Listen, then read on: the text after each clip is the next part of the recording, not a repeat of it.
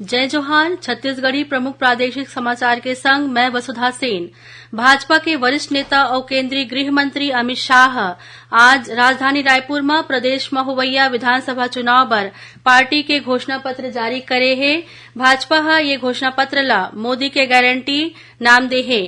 घोषणा पत्र में कहे गए है कि भाजपा के सरकार बने ले कृषक उन्नति योजना शुरू करे जाही और किसान मन ले 21 कुंटल प्रति एकड़ के हिसाब ले 3,100 रुपया में धान खरीदी करे जाही।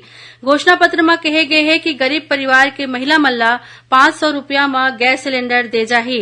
एकर अलावा महतारी वंदन योजना शुरू करके राज्य के हर एक विवाहित महिला ला 12,000 वार्षिक वित्तीय सहायता दे जाही।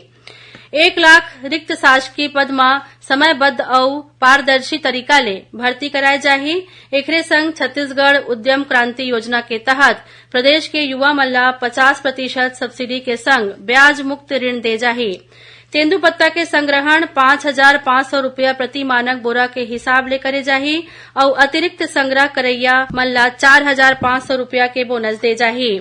घोषणा पत्र में कहे गए है कि छत्तीसगढ़ वासी मन ला श्री राम लला के दर्शन कराए बर अयोध्या ले जाए के संबंध में योजना बनाए जाही। उन्हें कॉलेज के विद्यार्थी मन ला मासिक ट्रेवल अलाउंस दे जाही।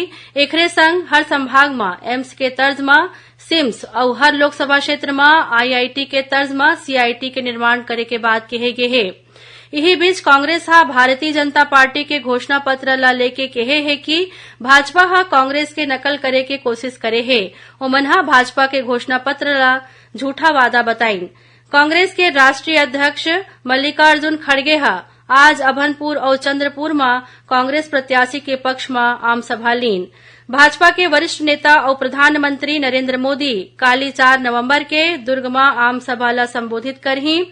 छत्तीसगढ़ राज्य ओपन स्कूल डहार ले कक्षा 10वीं और 12वीं के परीक्षा परिणाम घोषित कर दे गए है और काली बिहनिया 10:30 बजे आकाशवाणी के साप्ताहिक कार्यक्रम बातों बातों में ए बार छत्तीसगढ़ में होवैया विधानसभा चुनाव ऊपर मुख्य निर्वाचन पदाधिकारी ले गए भेंटवार्ता प्रसारित करे जाही।